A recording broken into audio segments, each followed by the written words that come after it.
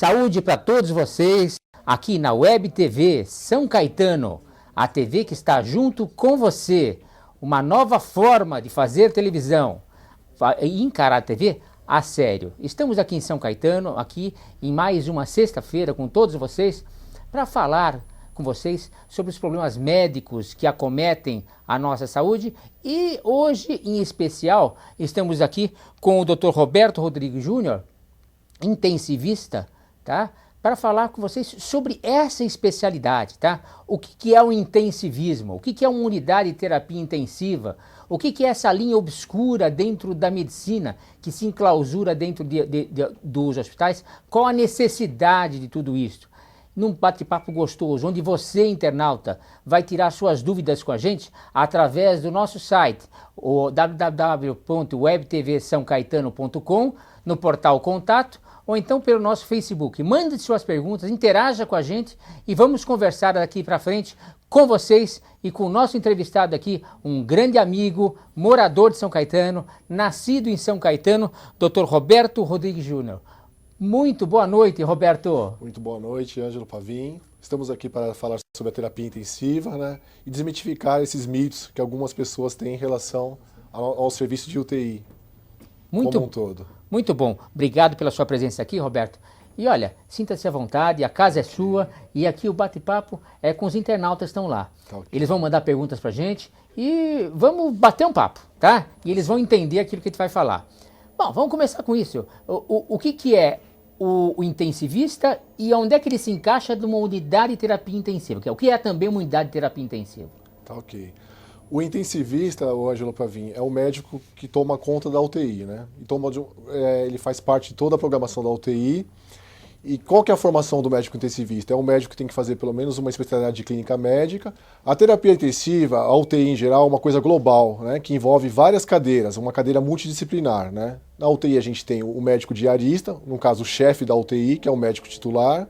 Temos o plantonista, que é o médico que fica no próprio plantão. Temos o corpo docente, que é composto pela enfermeira, é composto pelo auxiliar de enfermagem, é composto por nutricionista. Então é um conjunto multidisciplinar, né? É um conjunto que abrange várias partes da saúde em geral em si, em busca de reabilitar aquele paciente que é um paciente crítico. Entendi. Então, como é que se trabalha em relação ao UTI? É por plantão? Ou é por plantão. No caso, o médico titular, o médico diarista é aquele médico que passa de uma forma linear, de segunda a sexta-feira, né, todo dia numa forma horizontal. É aquele médico que conversa com as famílias. E temos, fora esse médico, o médico plantonista também, que compõe a própria UTI. Né? Tá. E embaixo desses, aí esses eles podem se socorrer de outros médicos, por exemplo, num traumatismo crânioencefálico. Sim, com certeza. Um neurologista, dentro das próprias patologias que se encontram numa UTI, é uma gama muito diversificada, né? Temos o médico intensivista, ele tem que ter uma visão muito global de tudo que ele faz, devido às intercorrências serem de várias áreas da medicina, né? Eu vou te citar como exemplo, a maior incidência em UTI, que responde a 60% a 70% dos casos, são as doenças cardiovasculares, que engloba o infarto, que engloba os AVCs, né, que são a maior parte. Em segundo plano, os politraumas. Né? Hoje em dia, esse trânsito caótico que a gente tem, né, essa verticalização, o trânsito cada vez mais caótico, gera muitos acidentes. Então, o politrauma representa também uma grande porcentagem, acompanhado de doenças respiratórias e as doenças, os cânceres em geral. Então, essas 4 patologias são as que têm mais indicações em relação aos casos de UTI. Perfeito. Aí nós temos esse intensivista, ele trabalha numa unidade de terapia intensiva. E não uma unidade de terapia semi-intensiva? Tá, ok. A semi-intensiva, no caso, são pacientes que, por exemplo, eu vou te dar um exemplo de um paciente que fique num período muito prolongado na UTI. Um paciente, por exemplo, que necessitou de 15 dias de via aérea de intubação. Né? Esse paciente acaba evoluindo para uma traqueostomia, em caso de não haver uma extubação. E, consequentemente, como ele faz a traqueostomia, ele não tem condições plenas de ir para o quarto direto. Então, a semi-intensiva seria um elo entre a UTI e a enfermaria. Né? São pacientes, como a própria palavra diz, são pacientes semicríticos, pacientes que ainda necessitam de um cuidado um pouco diferenciado. Em casos de cirurgias nos hospitais, tá? Se costuma ainda hoje se fazer assim, um pulo para uma semi-intensiva até o paciente acordar ou não? Ou só no repouso? Só no repouso, né? Tá. Hoje tem área de repouso, mas é uma coisa comum. Dependendo do caso, dependendo da cirurgia, ainda é de praxe, ainda pelo protocolo é usado sim. E por esse protocolo, quem comanda esse repouso é o anestesista ou é o intensivista? É o anestesista no caso. Ah, tá. E aí ele que vai optar. Olha, o negócio está ruim, vai para UTI. Dependendo das intercorrências que existem na cirurgia, ele pode optar para esse paciente ficar nessa semi-intensiva ou ir direto para a enfermaria. E quem é que... e se ele optar para ir para uma UTI, por exemplo, tá? Certo. Ele chama o intensivista e feito um acordo entre os dois para que vá? É feito um acordo, Tá. o colega passa o caso e esse paciente fica aos cuidados. É uma coisa muito comum, né? Tá. É uma coisa muito comum. Em hospitais de portes maiores, por exemplo, em caso de cirurgia cardíaca, existe retaguarda só para pós-operatório, né? E em UTIs gerais menores não existe isso, mas em hospitais de serviços maiores a gente existe essa possibilidade. Perfeito. Como é que é a rotina dentro de uma UTI? A rotina dentro de uma UTI é extremamente árdua, né? A UTI é um ambiente estressante por natureza, né? Geralmente as próprias patologias, né? Até a forma que você tem a abordar tanto os pacientes como a família. Geralmente a visita é um horário restrito, né? Geralmente é meia hora por visita. Então até a forma de abordagem em relação aos familiares que já estão com o ente querido internado.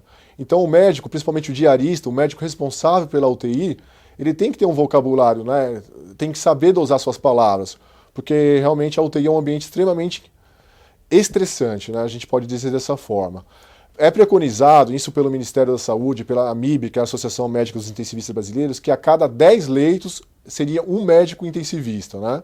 Então hospitais de grande suporte, com mais de 10 leitos, às vezes tem até 2 médicos na própria UTI. Tá. Né? Vale ressaltar que, de uma forma global, a regra é bem clara. A cada 10 leitos, um médico responsável. Intensivista, perfeito. Agora, me fala uma coisa. Esse médico responsável está tratando de 10 pacientes. Existe uma rotina para cima desse paciente, por exemplo? Os exames são feitos de quanto tempo? E quais os tipos de exames são uma rotina? Existe uma variação muito grande em relação aos pacientes, né? Como eu já te apontei, como a diversidade das doenças são muito grandes, existe a rotina da própria UTI. Como que é feita essa rotina? A rotina é colhida por volta das 6 horas da manhã. Todo dia é feito todos os exames em relação ao paciente. O hemograma completo, uma gasometria, ureia, creatinina, tem todo um protocolo. Os exames de laboratório. Laboratoriais. Os exames de sangue, por exemplo. Por exemplo, vou te dar um exemplo de uma curva enzimática, num caso de um infartado, no caso de um infarto dentro de uma UTI. É feito o protocolo de 4 em 4 horas. Dependendo de cada caso é uma situação dentro da UTI, tá? Só que existe de uma forma global essa rotina que é feita todo dia na UTI, pela parte da manhã. Perfeito. Paulo Rubio, aqui de São Paulo, internauta, ele está mandando uma pergunta para a gente. Primeiro, muito obrigado pela audiência, hein, Paulo? E obrigado pela interação com a gente aqui, tá bom? Não esqueça, toda sexta-feira, 7 horas da noite, estamos aqui com você, hein? Então ele coloca, tema bacana. Gostaria de saber quais são as doenças que mais levam pacientes para UTI. Você já pegou e colocou. Vamos repetir para ele. O maior índice de UTI, isso de uma forma global, tá? Isso com pesquisa científica, é as doenças cardiovasculares, que eu posso englobar nessas doenças tanto o infarto agudo do miocárdio como os derrames, né? Os AVCs, tanto isquêmico como hemorrágico. São as maiores causas de internação hoje em dia num país, no Brasil no caso, né? Na nossa realidade. Tá aí, Paulo. Ana Paula, daqui de São Caetano, também tem uma pergunta pra gente. Obrigado, Ana Paula. Continua aí com a gente, hein? Em algum momento, o médico intensivista recorre à família para a tomada de decisões? Hoje em dia mudou muito o protocolo em relação principalmente a pacientes críticos, né? Existem situações que o paciente, infelizmente, chega a uma morte cefálica, né? Então a família, hoje em dia, né, a partir do novo código do CRM, a família tem uma certa autoridade, ela tem uma certa autonomia em decidir o destino do paciente. É claro que isso na UTI a gente não faz nada sozinho. Dentro de uma unidade de terapia intensiva, nenhuma medida é tomada sozinho. E a família faz parte desse planejamento, né? Então a família hoje em dia tem uma autonomia preconizada inclusive pelo CRM, pelo Conselho Regional de Medicina. Talvez o que a Ana Paula tenha querido englobar aqui seja aquela desligada do aparelho e tudo mais tal. Mas aqui no Brasil nós não temos uma lei compatível para isso, não é verdade? Não tem nada compatível a isso, né? Isso é um assunto muito interessante. É um assunto muito discutido, inclusive em rodas médicas, né? Principalmente da nossa área de UTI, mas ainda a gente não, em relação a isso, não tem nenhum parecer definitivo. Perfeito. Mais uma pergunta aqui de Carolina, São Paulo. Obrigado, Carolina. Continua aí. Em casos confirmados de pacientes terminais, a vontade desses pacientes pode ser respeitada? Ir para casa, por exemplo? Certo. Existe possibilidade sim, né? A gente tem que ter muito cuidado em relação a esse termo pacientes terminais, né? Eu sou muito sutil em relação toda vez que eu vou designar esse termo. Porque na UTI a gente sabe que a gente que vive de UTI, a gente vê muitas pacientes que às vezes na nossa cabeça como médico, que seria difícil o prognóstico, seria reversibilidade, esse paciente voltar, né? É muito comum isso. Agora em casos de doenças terminais, por exemplo, como um câncer, existe essa possibilidade sim, tá? É claro que, volto a repetir, é uma interação entre a família e o médico, possa existir essa possibilidade. É claro, se o paciente não tiver uma ventilação mecânica, né? Se aquele prognóstico for reservado, é o termo atual que a gente usa. Não estiver dependendo da sua vida de algum aparelho, sim, né? Sim. Perfeito. Bom, nós temos outras perguntas aqui, mas já a primeira parte aqui já acabou. Vamos aqui dar uma paradinha aqui para o intervalo, tá, doutor? E já voltamos já. Internautas, guarde um pouquinho só, um minutinho só. Nós vamos estar junto com vocês daqui já. Um abraço, até já.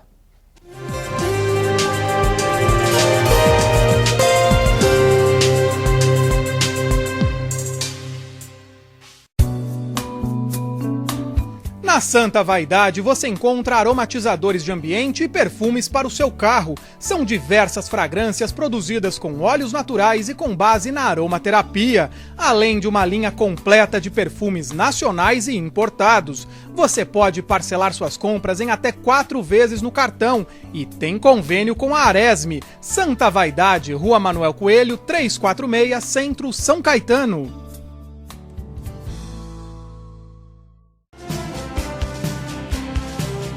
Web TV São Caetano, nossa cidade é o canal.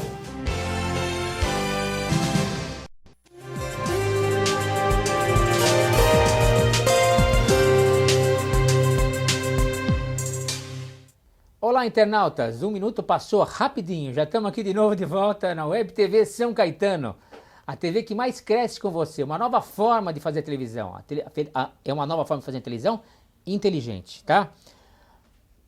Fomos para os comerciais, aqui agora, depois de ter respondido uma pergunta. E temos uma nova pergunta aqui, tá? Que é Marcelo Alencar, de São Caetano, faz a pergunta que é a seguinte. O fato de uma UTI ter mais de um leito pode facilitar infecções, contaminações, interferindo no tratamento? A gente está falando de UTI. E UTI, é claro que a gama de bactérias, de vírus, é uma gama muito grande. Só que toda UTI existe o isolamento, né? Então, dentro dessa programação que eu apontei para vocês, desses leitos, existe o leito de isolamento. Por exemplo, em caso de pneumonia, em caso de gripe H1N1, existe o isolamento. Então, o paciente vai ficar naquele convívio social da UTI apenas se não tiver nenhum tipo de patologia dessas, tá? Em caso de detecção de algum tipo de algum micróbio, algum micro-organismo diferente, hoje em dia a gente tem o KPC, né? O KPC é uma bactéria extremamente forte, é uma bactéria que até a nível de antibiótico é difícil fazer uma interação medicamentosa para pegar essa bactéria. Então existe, em todo o serviço de UTI é obrigatório ter o isolamento, principalmente para esses casos. E esse KPC é forte mesmo, forte, né? Você sabe que uma funcionária da prefeitura, tá fazendo uns 15 dias mais ou menos, me chamou para pegar e dar uma olhada no marido dela que estava na UTI de um hospital da Intermédica, ali na Santa Cecília. Ele estava na UTI, em um local fechado, realmente fechado e tal, mas estava muito mal, muito mal. E o diagnóstico era KPC, sabe? E que precisou sair de lá, a critério da família se quiseram, foi para um outro hospital, mas veio a entrar em óbito na semana passada, na sexta-feira da semana passada. Funcionário da Prefeitura de São Caetano, ele, tá? E ela que hoje tem saudades do marido, por causa de uma maldita KPC aí, tá? Me fala uma coisa, tivemos um acidente, numa estrada, na cidade, chegou lá o SAMU, chegou, sabe, alguém lá, chegou a ambulância lá e chegou um pronto-socorrista. E deu todos os primeiros cuidados. Ele é um intensivista? Ou intensivista é aquele que ele vai entregar na unidade de terapia intensiva? O que é esse pronto-socorrista, o que é o intensivista, ou eles se confundem? Te falo com bastante exatidão porque eu fiz parte por 4 anos do SAMU, né, que é o Serviço de Atendimento Médico de Urgência, que é o atendimento pré-hospitalar, né? Como que é feito esse atendimento? No caso de um politrauma, de um grande acidente, esse paciente é direcionado, primeiramente ele é socorrido, hoje a gente tem no Brasil, é um plano do governo federal, o SAMU, que é um serviço de atendimento pré-hospitalar, e esse paciente é direcionado para o hospital. No hospital ele vai dar entrada via emergência, então vai ser um médico emergencista que vai conduzir os primeiros passos desse paciente. Então geralmente na UTI o paciente vai depois que ele já está sendo tratado, ele já tem um primeiro atendimento no APH, segundo passo a sala de emergência, e o terceiro, o último local seria a UTI. Né? A UTI tem todo um protocolo de chegada do paciente, o paciente tem que chegar estabilizado. Não é na UTI que esse paciente vai ser estabilizado. Ele é estabilizado no pronto-socorro? É no pronto-socorro, na sala de emergência. Então o atendimento de saúde é feito por um pronto-socorrista com conhecimentos de o médico intensivismo e tudo mais. Com certeza. Tá. Aí ele cai no médico de emergência, que é no pronto-socorro, que seria o pronto-socorrista, estabilizou. Depois que estabilizou, ele manda, se necessário, para a UTI. Para a UTI. A UTI é um problema, o número de vagas de UTI é um problema a nível nacional, né? Quantas vezes a gente não consegue ver através de mídias, de jornais, o problema de pacientes que acabam falecendo por não ter vagas na UTI. Isso é uma realidade global do nosso país. E muitas das vezes a gente tem que segurar esse paciente na sala de emergência pela ausência da vaga, tá? Entendi. E essa visão que eu estou te passando não é só a nível de hospital público, não. Muitas vezes convênios também não têm esse número de leitos suficientes. Entendi. É pelo alto investimento, você acha? Ou não? O alto investimento em cima de um leito, quer dizer, não estimula tanto que se invista nisso? É um dos fatores, né? É uma gama de fatores, um dos é esse que você me apontou. Bom, né? Mão de obra também, porque você precisa de uma mão de obra bem qualificada. É uma mão de obra qualificada, né? A vida em si do médico de UTI, do intensivista, é muito complicada, né? São 12 horas intensas de plantão, o médico de UTI não tem divisão de horário. O médico não de tem UTI dia nem noite, né? Não pode almoçar fora, né? Que nem o médico do pronto-socorro que pode almoçar. O médico da UTI não tem horário. A passagem de plantão de uma UTI é extremamente importante. Você aguarda a chegada do outro colega, não tem como você ir para casa antes do outro colega chegar. E passar então, assim, você, apesar de ter ficado com aqueles pacientes o dia todo, o colega vai chegar e não sabe as informações. Então você vai aprontar para ele o que aconteceu, vai diagnosticar as intercorrências, as interfaces, vai passar os casos, para depois você pensar em ir para casa. Então, uma vida assim realmente é muito árdua. Então, vocês imaginem, caros internautas, uma passagem de plantão como essa, não é você chegar e falar assim, está aqui o paciente Arnaldo, Antônio e Zezinho. Não, ele tem que pegar e falar qual é que é o paciente, o que é que tem, o que é que foi feito, todos, passar exame a exame, o que é que foi feito, as intercorrências, quer dizer, você precisa reservar no mínimo 1 hora antes, né? De você sair, você ainda tem que pegar, você tem que trabalhar, fazer o dia a dia, ainda reservar essa 1 hora para pegar e passar. Passar todos os casos. Não é fácil, né? Temos aqui mais uma pergunta de um internauta, Carlos de Santo André. No caso de crianças, existem pediatras intensivistas? E como fica a questão de acompanhantes? Os pais podem ficar juntos? Existe a UTI neonato, né? Que é a UTI especializada em criança, ao tratamento de criança. Uma especialidade brilhante, né? Uma especialidade que, infelizmente, a cada dia menos médicos querem essa especialidade. Né? A gente tem uma falta grande, volto a falar, a nível global, a nível de Brasil, e existem essas especialidades.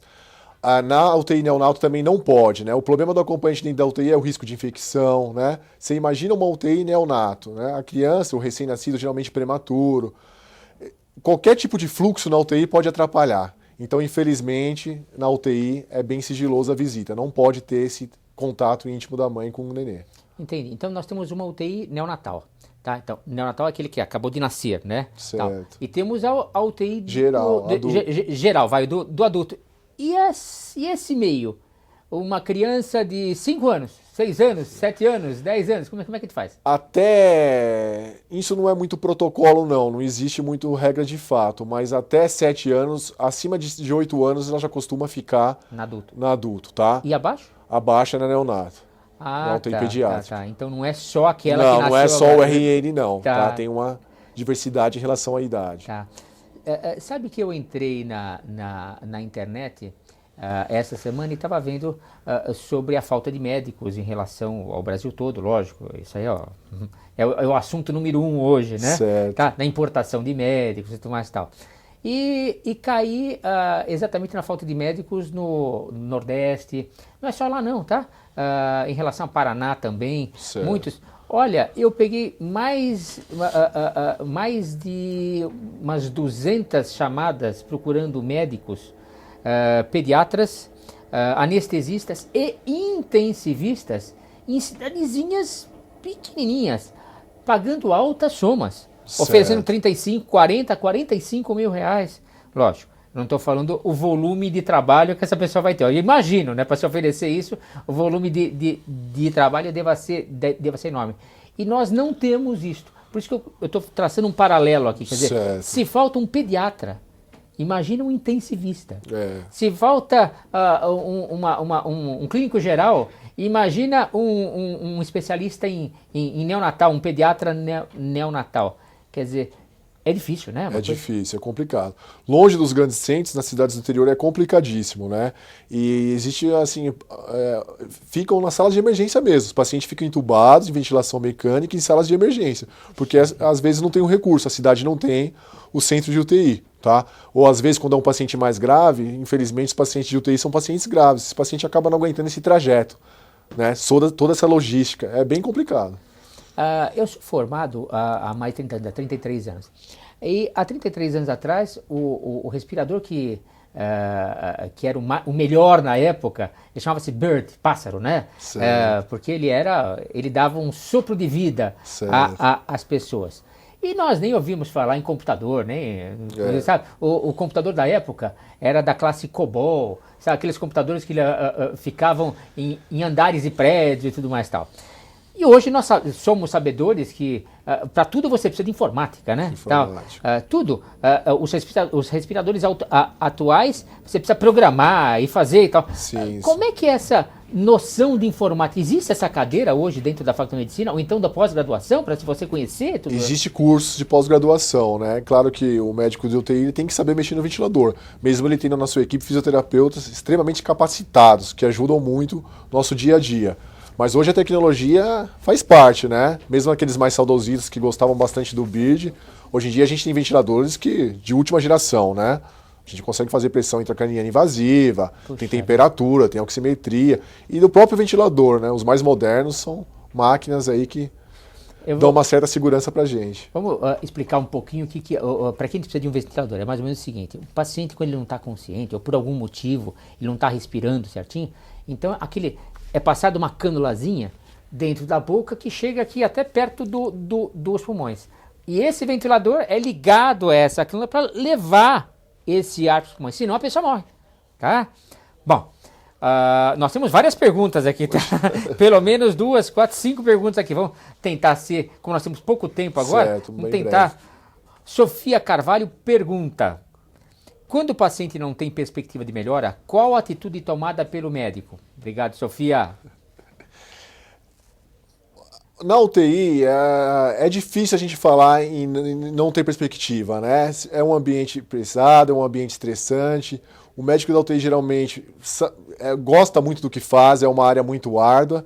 E assim, a gente não trabalha com esse tipo de não... Eu entendi a pergunta dela, mas a gente tenta ao máximo otimizar, né? Otimizar e positivar em relação ao tratamento do paciente para dar uma sobrevida. E a gente não desiste nunca. O médico intensivista ele é muito corajoso, né? É muito árduo. Eu acho que acho que isso que é o principal, sabe? É isso que move o médico, sabe? É não desistir nunca, né? Acreditar sempre. Salete de São Bernardo. Salete, obrigado, você está aí com a gente. Gostaria de saber se, assim como médico e intensivistas, os demais profissionais da UTI também são. Há uma formação diferente para enfermeiros, por exemplo? Tá. Entendi, quer saber se todos têm essa formação? O médico responsável pela UTI tem que ser um médico intensivista. Esse médico tem que ser titulado. A terapia intensiva é uma especialidade nova, uma especialidade da década de 90. Antigamente quem tocava a UTI eram os médicos anestesistas, médicos cardiologistas, médicos cirurgiões, né? Mas hoje em dia já há muitos médicos titulados dentro da UTI. Só que a gama de todo o corpo docente, todo o corpo clínico de UTI é composto de várias especialidades, né? Até porque nossa gama de doenças são muito grande. Tá bom. Miriam, de São Caetano, pergunta: gostaria de entender a necessidade do coma induzido e também se em UTI são realizadas cirurgias. Miriam, agradeço a pergunta. Tá ok, muito boa a pergunta da Miriam. Em relação ao coma induzido, todo paciente que depende dessa cânula para respirar, em caso do paciente Desculpa, doutor, o que é um coma induzido? O coma induzido é quando o paciente precisa ficar sedado, tá? O grande isso é quando você tem que induzir esse paciente ao coma, porque não dá para você entubar um paciente acordado, né? E muitas vezes você tem que induzir um coma, você tem que deixar esse paciente num estado de repouso, tá? Para você fazer os procedimentos em relação ao paciente. Então, todo paciente que fica entubado dentro de uma UTI, independente do caso, ele fica nesse coma induzido. Perfeito.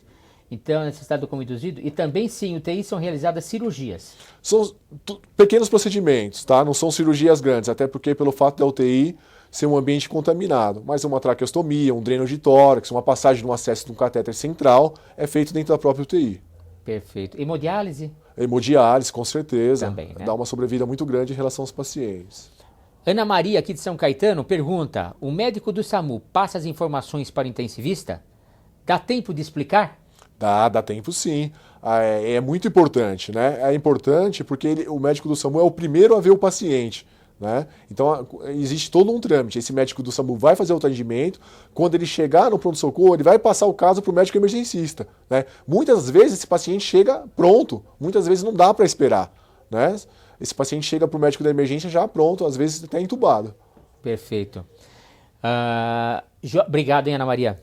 João Pedro, de Santos, pergunta: no desespero da urgência, onde qualquer minuto conta para que o paciente não morra, como identificar o problema e dar o medicamento correto? É o olho clínico. O médico da UTI é um médico que tem que ter uma noção global do paciente, né? A UTI é muito complexa. Não adianta você sair do primeiro andar para você ir para o 10º. Né? É a mesma coisa a UTI. Você tem que ir o que você está vendo no momento. Né?